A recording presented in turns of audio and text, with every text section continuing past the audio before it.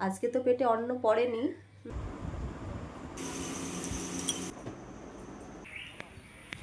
Hello everyone, good morning. সবাই কেমন আছো? আশা করছি সবাই খুব ভালো আছো, সুস্থ আছো। আমার নিউ ব্লগে তোমাদের সবাইকে ওয়েলকাম জানাচ্ছি। কালকে কোনো রকম কোনো ব্লগ শ্যুট করতে পারিনি, মানে পরশু রাত থেকে শরীরটা ভীষণ খারাপ। আর আমার ভয়েস শুনে বুঝতে পারছো কিনা জানি না, একটু ঠান্ডা লেগেছে। কালকে সারাটা দিন উঠতে পারিনি, কোনো রকমের সকালবেলাটা গা ধুয়েছিলাম, কালকে স্নান টান কিচ্ছু করিনি। মেয়েকেও কালকে স্কুলে পাঠাইনি, ওর শরীরটাও খারাপ ছিল। কালকে বড়ই রান্নাবান্না করেছে, মানে কালকের দিনটা ওই সামলেছে, কালকে বাড়ি ছিল ও। তবে আমার আর কোনো কিছু করাই হয়নি, ঠিক আছে? ভাগ্য কতটা খারাপ, মানে কখন থেকে ব্লগটা স্টার্ট করব কিন্তু স্টার্ট করা হয়েই উঠছে না। যেই স্টার্ট করলাম কারেন্ট আবার চলে গেল। ভাত বসিয়েছি, ভাত আর ডাল। আজকে মসুরির ডাল করব, আর একটু ঝিঙে পোস্ত করব, আর ব্যাক পাঁপড় ভাজবো। আজকেই রান্নাবান্না করব। কোনো কিছুই তো ভালো লাগছে না। কালকে মাছ করেছিল, মাছটাও খেতে পারিনি, তো ওই জন্য ভাবলাম আজকে ডাল করি পাতলা করে। পাতলা করে বলি তাই, কিন্তু পাতলা করে আর হয় কই, সেই গাঢ়ই হয়ে যায়। সকালে উঠেছি, সকালে বলতে আজকে কালকে সারাটা দিন সেই শুয়ে রয়েছি। সকাল থেকে ঘুম নেই বললেই চলে, 4টে থেকে জেগে আছি। ভাবছি সকাল সকালে উঠবো, কতগুলো কাচারও ছিল। যেহেতু একটা দিন ঘরটার গোছাতে পারিনি, কাজবাজ করতে পারিনি, অনেক কাজ দেরি পড়েছিল। অনেকগুলো জামা কাপড়ও ছিল, কিছু জামা কাপড় মেশিনের মধ্যে দেওয়া হয়েছে, কাঁচা হয়ে গেল, দেখলে কারেন্টটাও চলে গেল। ওগুলো মেলে দেবো। আর কিছু জিনিস ভেজানো রয়েছে, ওগুলো মেশিনের মধ্যে দেবো। দেখি কারেন্ট কখন আসে। কারেন্টে বড্ড জ্বালাচ্ছে, আর তেমন গরম লাগছে। কালকে যেহেতু স্নান করিনি, আজকে মনে হয় ওই জন্য আমার বেশি গরম লাগছে। হাঁসফাঁস করছে, মনে হচ্ছে কতক্ষণ আমি স্নানটা করব। স্নান করতে পারলে শান্তি লাগবে এরকম মনে হচ্ছে। কিন্তু রান্নাটা করি, সোনাকে স্কুলে পাঠাই। অনেক কটা দিন স্কুল কামাই হয়ে গেছে, আগের সপ্তাহে তো স্কুলেই যায়নি। আর কালকে তোর শরীরটা ভীষণ খারাপ লাগছিল, আর আমি ওকে স্কুলে পাঠাতেও পারিনি। ওর বাবা ছিল অবশ্য, পাঠাতেই পারতো, কিন্তু ওর শরীরটা খারাপ লাগছিলো বলে ও কালকে স্কুলে যায়নি। আজকে তো পাঠাতেই হবে, তাই না? তো ওই জন্য ভাত বসিয়ে দিয়েছি, ডাল বসিয়ে দিয়েছি, ডাল সেদ্ধ হচ্ছে। ডালটা সেদ্ধ হয়ে গেছে, ভাতটাও হয়ে এসেছে, নামাবো। ওকে স্নান করে নিতে বলবো। ওই ডাল সেদ্ধ আর ভাত আছে, ওটা মানে দিয়েই ওকে বলবো স্কুলে চলে যেতে। তারপরে ধীরে ধীরে কেটে বেছে রান্না করবো। কাটা বলতে ঝিঙেটা কাটবো শুধুমাত্র, আর তো কোনো কিছু কাটা নেই আজকে। ঝিঙে পোস্ত যেহেতু করবো, তো আস্তে সুস্থ করবো, হাঁপিয়ে যাচ্ছি। এমনিতেই শরীরটা অনেকটাই দুর্বল, প্রেশার লো, রক্ত কম, তার উপরে আবার ঠান্ডা লেগেছে, একটু জ্বরও এসেছে, আরও দুর্বল লাগছে। হাত পা লেগে যাচ্ছে, এলে যাচ্ছি, কথা বলতে গেলে আমি হাঁপিয়ে যাচ্ছি, এমন অবস্থা। কিন্তু কালকের দিনটা কোনো ব্লগই শ্যুট করতে পারিনি। আজকে সকালে উঠে মনে হচ্ছে কতক্ষণে তোমাদের সাথে একটু কথা বলবো, এরকম মনে হচ্ছে। গা হাত পা ধুয়ে নিয়েছি, কিন্তু স্নান এখনও হয়নি। অনেক কাজ পড়ে রয়েছে, অগোছালো হয়ে আছে, সেই কাজগুলো সারতে হবে। তো সারাটা দিন তোমরা সাথে থাকো। ভাত হয়ে গেছে, নামিয়ে নিই, বুঝেছো? পরে আসছি আবার। হাফ ড্রেসপত্র কাঁচা হয়ে গেছে, হাফ এখনও ভেজানো রয়েছে। কারেন্ট তো চলেই গেছে, কারেন্ট আসলে তারপরে মেশিনের মধ্যে দেব। হাতে কাচা তো মোটেই সম্ভব নয়। আর আকাশের পরিস্থিতি দেখেছো কেমন হয়ে রয়েছে? আদৌ কি জিনিসপত্রগুলো শোকাবে? মনে তো হচ্ছে না, কি হবে কি জানি। মেয়ের স্কুলে যাওয়ার আগেই রান্নাটা প্রায় হয়ে এসেছে। দেখো 4টে ঝিঙে, দেখলে কেউ বলবে কয়টুকু হয়ে গেল? একটুখানি হয়ে গেল ঝিঙেটা। দেখো পাঁপড় ভেজে নিয়েছি, ডালটাও নেমে গেছে, ভাত তো অনেক আগেই নেমে গেছে। মেয়েকে এবার চুলটা বেঁধে দেবো, দিয়েই ভাত বাড়বো। এই যে রান্না কমপ্লিট। এই হচ্ছে ভাত, ঝিঙে পোস্ত, পাঁপড় ভাজা, আর এই হচ্ছে মসুরির ডাল। সোনাকে ভাত বেড়ে দেবো। আর কালকে লুচি বানিয়েছিল আমার বর, লুচি রয়েছে, আমি দুটো লুচিই খাবো। ভাত খেতে একদম ইচ্ছা করছে না এখন।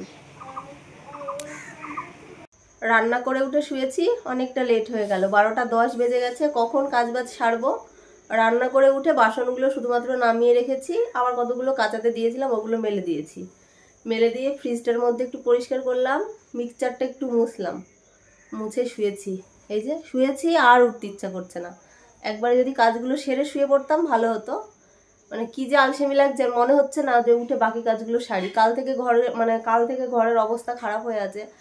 কাজের কাকিমা কাজ করে দিয়ে যায় ঠিকই, মানে নিজের মতো করে কি আর কাজ করবে বলো? সেভাবে গোছানো গাছানো নেই, কেমনই লাগছে। বিছানাও পড়ে রয়েছে, এই দেখো। এই ঠান্ডা লাগছে, এই গরম লাগছে, এইরকমই হচ্ছে। তখন খুব গরম লাগছিল, এখন আবার শীত শীত লাগছে। কিন্তু শীত লাগলেও আজকে স্নান করতেই হবে, কেননা রাতের বেলায় ভীষণ কষ্ট হয়, কেমনই একটা হয়। ঠান্ডা লেগেছে লাগুক, জ্বর আসলে আসবে, অল্প একটু মাথায় জল দিয়ে আজকে স্নান করব। ভেবেছিলাম শ্যাম্পু করব, কিন্তু মা ফোন করে বলছে খবরদার ওই ভুল করতে যাস না, জ্বর আসলে তখন বুঝবি। ভাবলাম যে না থাক, ভালোর জন্যই তো মায়েরা বলে না। অল্প একটু জল দিয়ে স্নান করব। যেগুলো শুকিয়েছে সেগুলো তুলে নিই, তুলে ওগুলো ভাজ করব। ভাজ টাজ করে ঘরটারগুলো ঝাড়টার দিয়ে গ্যাস মুছবো, গ্যাস মুছে স্নান করব। আর দুটো লুচি খেয়েছি, একটু তো ভাত খাবো, কিন্তু ডাল দেখে একদম ইচ্ছা করছে না। কি করব বলো, ডাল দিয়েও ভাত খেতে পারছি না, আবার মাছ দিয়েও খেতে পারছি না, মাংস দিয়ে তো খেতেই পারছি না। কি দিয়ে যে খাবো আমি নিজেও বুঝতে পারছি না। এই আমগুলো সে এনেছিল বর আজকে 4-5 দিন, এই যে এই দেখো 4-5 দিন আগে আমগুলো এনেছিল, অনেকগুলো এনেছিল। কিছু আম পাকা ছিল, সেগুলো খাওয়া হয়েছে, কিন্তু এগুলো পেকেছিল না। আজকে দেখছি পেকে গেছে। এগুলো ধুয়ে দিয়েছিলাম, কেমন যেন আঠা আঠা লাগছিল, ধুয়ে একটু রোদে দিয়েছিলাম। এখন এগুলো ফ্রিজের মধ্যে রাখবো, যখন ইচ্ছা হবে তখন একটা একটা করে খাবো, তাই না? ভাত তো খেতে একদম ইচ্ছা করছে না, ভাবছি একটা আমই খাবো। এখন আম খেয়ে কাজবাজগুলো সেরে তারপরে স্নান করব, বুঝেছ? আর এই যে পেয়ারা এনেছে 4-5 দিন থেকে, মানে পেয়ারার কথা বলছি, পেয়ারা আনছে কি বলতো, হাইব্রিড, দেশি পেয়ারা না, খেতে একদম ভালো না, বিচ্ছিরি খেতে। দিয়ে আজকে বাজারে গেছিল, মানে বাজারে উঠেছিল, বাজার থেকে পেয়ারাগুলো এনেছে। কদিন তো লেবু একটা একটা খাচ্ছিলাম, এখন লেবুটাও আর ভালো লাগে না খেতে। বলেছি পেয়ারাটা নিয়ে আসবা, জ্বর এসেছে, লবণ দিয়ে মাখিয়ে খেলে স্বাদ ফিরবে মুখে।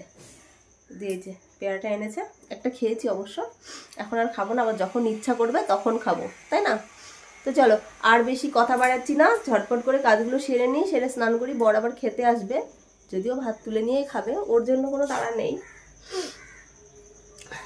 আমার জন্যই একটু তাড়া বলতে পারো, কেননা বেশিক্ষণ কাজ করতে পারি না, হাঁপিয়ে যাই। তখন ভাবলাম কাজগুলো সেরে একেবারে স্নান করে নিই, মা ফোন করলো, আবার হাঁপ লেগে গেছে, তো ওই জন্যই আর কি আবার একটু শুয়ে গেলাম। শুকিয়ে গেছে অনেক জিনিসই, মেশিনে কেচেছি তো।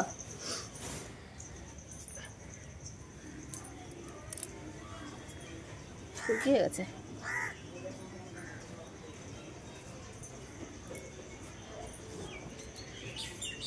আমার বালিশের কভারটা কেচে দিয়েছি, কেন বলো তো, কালকে প্রচণ্ড পরিমাণে মাথা যন্ত্রণা করছিল, সেই কি বলছে নবরত্ন তেল দিয়েছি, ওই জন্য ভেবেছিলাম মাথাটা দিয়ে শ্যাম্পু করবো, কিন্তু যদি জ্বর ঘোরে আবার, তাহলে থাক, শ্যাম্পু আর করবো না, শুধু শুধুই স্নান করে উঠি, কি আর করা যাবে। মশারিটা অনেক কটা দিন হলো ওইভাবেই ঝোলানো রয়েছে, দেখতেও ভালো লাগে না, আবার ওইভাবে ঝোলানো থাকলে নোংরাও হয়ে যায়।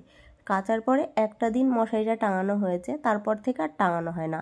আমাদের ঘরে তেমন মশা নেই জানো তো, তবে যেদিন খুব ঠান্ডা পড়ে সেই দিন একটু মশা লাগে, ওই 2-1টা, আসলে মশা থাকে না তো, 2-1টা মশার কামড় আর সহ্য হয় না, তখন মশারিটা টাঙাতে হয়। অল আউট রয়েছে, সেদিন বরকে বললাম যে মশারি টাঙাতে হবে না, অল আউটটা একটু জ্বালাও তাহলেই হবে, কিন্তু না, আমার বর কোনো কথাই শুনলো না, বলতে ঠান্ডা পড়েছে না, মশারি না টাঙালে মশা যাবে না, অল আউটে যায়, অল আউটে যায় না, তোমরাই বলো। দিয়ে ওই যে মশারিটা টাঙিয়ে ওইভাবেই ঝুলিয়ে রাখা হয়েছিল, ওটাকে খুললাম, আলমারির মধ্যে রাখবো, আবার যেদিন একটু ঠান্ডা ঠান্ডা ওয়েদার হবে সেই দিন আবার মশারিটা লাগবে। বেকার দেখতে কেমনই বাজে লাগে গো ওইভাবে ঝোলানো থাকলে, আর আমি ওইভাবে এমনিতেই ঝুলিয়ে রাখি না। আগের ব্লগে তোমরা অবশ্য দেখেইছো, মানে প্রত্যেক দিন মশারি খুলতাম আর ভাঁজ করে আবার রেখে দিতাম, আবার টাঙাতাম, এরকমই করতাম যখন শরীরটা একটু ভালো ছিল। তবে এখন শরীরটা অতটাও ভালো নয়, যার জন্য আর কি ওইভাবেই রেখেছিলাম। আর যেহেতু আমি মশারি টাঙাই না, বরই মশারিটা টাঙাই, রাতের বেলা বলবে ওই সেই তুমি খুলে রেখেছো, আবার এইভাবে কে টাঙাবে, বলবে মশারি টাঙানোটা খুব ঝামেলার কাজ, ওই কাজটা আমি পারি না, কেন তুমি পারো না, তাই বলবে। তো আমারও খুব আলসেমি লাগে গো, মশারিটা না টাঙানো হয় না। প্রথম থেকেই, মানে আমার বিয়ের পর থেকেই মশারি টাঙানোর কাজটা কিন্তু আমার বরই করে। হ্যাঁ আমিও করি, বাট আমি ওর থেকে একটু কম করি। এমনিতেই তো আমরা মশারি টাঙাই না, বাট যেদিন টাঙাই বেশিরভাগ অংশ ওই টাঙাই, আর বাকি যে দিনগুলো থাকে মানে আমার ইচ্ছা হলে তবেই আমি টাঙাই, এরকম আর কি। মানে ঘোড়া দেখলে খোড়া হয়ে যায়, কিন্তু বিয়ের আগে বাবার বাড়িতে প্রত্যেক দিন কিন্তু মশারি টাঙিয়ে আমিই শুতাম। আর এখন দেখো বিয়ের পরে একটু কুঁড়ে হয়ে গেছি, ঘোড়া দেখেছি খোড়া হয়ে গেছি। যাই হোক, তোমাদের সাথে মশারি মশারি করে গল্প করতে করতে অনেকটা সময় পার হয়ে গেল। আমার বিছানা গোছানো হয়ে গেছে, ওই ঘরটা একটুখানি ঝেড়ে নেব, গোছানোই আছে, একটু ঝাড়বো, ঝেড়ে ঘরটা ঝাড় দিয়ে স্নান করব, তার আগে একটুখানি খাবো, খিদে খিদে পাচ্ছে। কি খাবো বলো তো, দেখি আগে ঝেড়ে নিই। ফ্রিজ খুলে দেখছি ফ্রিজের মধ্যে দই রয়েছে, আম রয়েছে, ঘরের চিড়ে মুড়িও রয়েছে, তো ভাবলাম এগুলো মিক্সড করে একটু খাওয়া যাক। ভাত খেতে তো একদমই ইচ্ছা করছে না, এগুলো খেলে যদি একটুখানি ভালো লাগে। এক কথায় বলতে পারো জামাই ভোজন। জামাই ষষ্ঠী পেরিয়ে যাওয়ার পরে এখন হচ্ছে জামাই ভোজন, তাও আবার মেয়েতে খাবে। আজ 2 দিন হয়ে গেছে ঘরগুলোয় আমি হাত দিইনি। হাত দেওয়া বলতে ঘর গোছানো, ঝাড় দেওয়া, এই সমস্ত কাজগুলো আমি করিনি। আসলে শরীরটা ভালো ছিল না, পেরে উঠিনি। পরশুদিন মোটামুটি কাজ শোনা করেছিল, কালকে তো কোনো কিছুই করতে পারিনি। শুধুমাত্র আমি সকালবেলায় একবারই উঠে ওই কোনো রকমে গা ধুয়ে আবার শুয়ে পড়েছিলাম। মানে কাজের কাকিমাটা যা করে দিয়ে গেছে ওই, মানে আমি কি বলবো, ঘরে তাকাতে পারছি না। মানে ঘর থেকে, বিছানা থেকে, বাইরে থেকে, ছাদ থেকে এক হাঁটু হয়েছিল। এই যে সমস্ত কাজ গুছিয়ে করে স্নান করে উঠলাম। মাথাটা শ্যাম্পু করতে পারলে খুব ভালো হতো, কেননা এত পরিমাণে তেল দেওয়া হয়েছে। কালকে মেয়ে তেল দিয়ে দিয়েছে, আবার বর তেল দিয়ে দিয়েছে, নবরত্ন তেল দিয়ে মানে চুলগুলো একদম ঝাপঝাপ করছে। কিন্তু ভয়ে আজকে শ্যাম্পু করলাম না, দেখি কালকে করব। আজকে আর করলাম না, কালকে করে নেব। খুব গরমও লাগছে। স্নান করে উঠলাম, 3টে বাজতে 10 মিনিট বাকি রয়েছে। আজকে তো পেটে অন্ন পড়েনি, মনেও চাইছে না যে একটুখানি খাই। এখন একটুখানি জল খাবো, জল খেয়ে একটু বিশ্রাম নেব, তারপরে অল্প একটুখানি ভাত খাবো। দেখি মেয়ে কখন আসে। ওর আস্তে আস্তে 4টে বেজে যাবে। মানে যেই স্নান করে উঠেছি আর সেই বৃষ্টি শুরু হয়ে গেছে। সমস্ত ড্রেসপত্রই শুকিয়ে গেছে, ওই 2-4টে জিনিস রয়েছে। সোনা স্নান করে ছেড়ে রেখে গেছিলো ওর জিনিসপত্রগুলো, আর ওরই 2টো সেই মোটা জামা মেশিনে কেচেছি, তবুও শোকায়নি। ওই 2টো জামাই ভেজা। আবার তুললাম, জল ছেড়ে গেল, আবার বাইরে দিয়েছি। দেখা যাক আবার বৃষ্টি আসবে নাকি, কি জানি। আসলে আসুক। দেখো বিছানাটা, ভাবলাম বেড কভারটা আবার আজকে ধুয়ে দেবো। ভাবলাম যে না, আর 2টো দিন যাক। 2টো দিন তো হয়েছে পেরেছি, আর 2টো দিন যাক, তারপরে ওই ক্যাথাটা দিয়ে আর বেড কভার, আবার বালিশের কভার টভার দিয়ে কেচে নেব। এই যে, আর এই ঘরটা দেখো, ফ্রিজের মধ্যেও সে কেমন হয়েছিল। ফ্রিজটাও সেই সব কিছু বের করে মুছে নিয়েছি। ভেবেছিলাম ওইগুলো ধুয়ে ফেলবো, কিন্তু আমি হাঁপিয়ে যাচ্ছি যে পারছি না। দেখছেন, একটু কথা বলতে গেলে আমি হাঁপিয়ে যাচ্ছি, ওই জন্য আর কি বের করিনি, মুছে নিয়েছি। দেখবে মুছে রেখেছি পরিষ্কার করে। 2-3টে দিন যদি না মুছে যায় না, কেমনই একটা হয়ে যায়। আর তাছাড়া কালকে সেই মিস্ত্রিতে কাজ করে গেছে, ওই ট্যাঙ্কি সেট করেছে। সেই কি বলবো, কি যে হয়েছিল কি বলবো তোমাদের। যে দেখো, ঘর বাইরে যদি ক্লিন না থাকে তাহলে ভালো লাগে? এমনিতেই শরীর খারাপ, তার উপরে এই সমস্ত দেখে আরও শরীর খারাপ হয়ে যাচ্ছে। এমন তো পরিস্থিতি। এই 2টো জামা একটু শুকনো শুকনো রয়েছে, কেননা আকাশে মেঘ রয়েছে। যদি হুড়মুড়িয়ে বৃষ্টি চলে আসে আমি তুলতে পারবো না, ওই জন্য ওই 2টো ওখানে মেলেছি। আর যেগুলো ভেজা এগুলো এই যে বাইরে মেলে দিয়েছি। আমি যাই, একটু ঠান্ডা জল খাবো, জল খেয়ে একটু শোবো, তারপরে ভাত খাবো। আজকে সারাদিনটা অন্ন ছাড়াই কেটে গেল।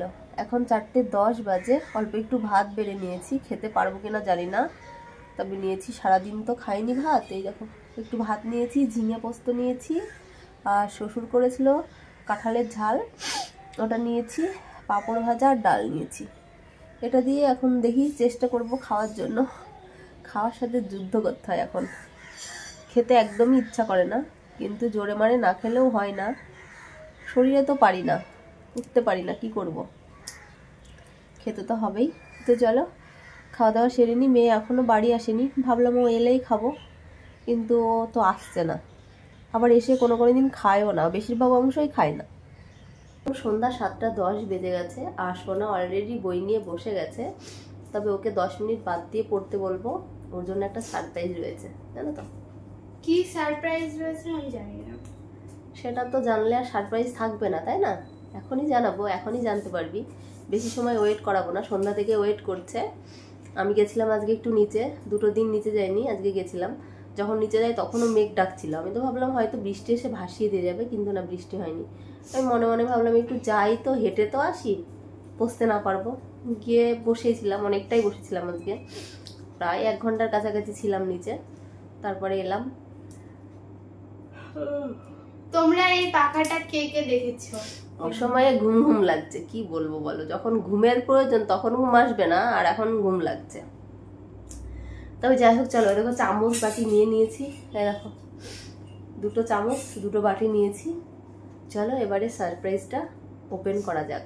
বরকে বলেছিলাম, বর কাজের থেকে বাড়ি এসেছিলো আজকে 4:30টার সময়। 4:30টার সময় বলেছিলাম একটা জিনিস খেতে ইচ্ছা করেছে, নিয়ে এসে দিও।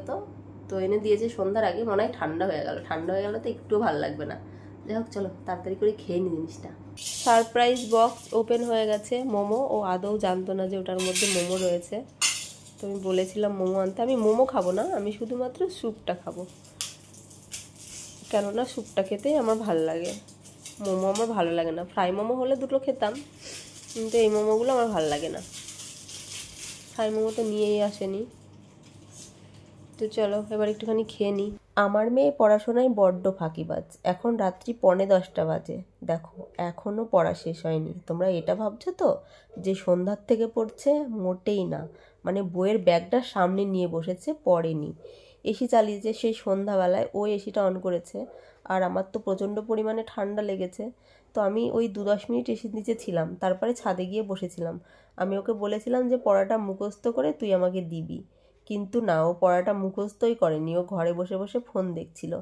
আমি ঘরে 9টার সময় ঢুকেছি, ঢুকে দেখছি ও ফোন দেখছে। আর ওর বাবাও সেই সময়ই বাড়ি ঢুকেছে। আর ওর বাবা মেয়েকে 7 দিনের সময় দিয়েছে যে পড়া মুখস্থ করে দিতে হবে সেটা আমাকে, কিন্তু সেটাও করছে না, যার জন্য আবার নতুন করে পড়তে বসেছে, পড়া মুখস্থ করছে। তারপরে আমি বললাম খেয়ে নে, খেয়ে নিয়ে তারপরে আবার মুখস্থ কর।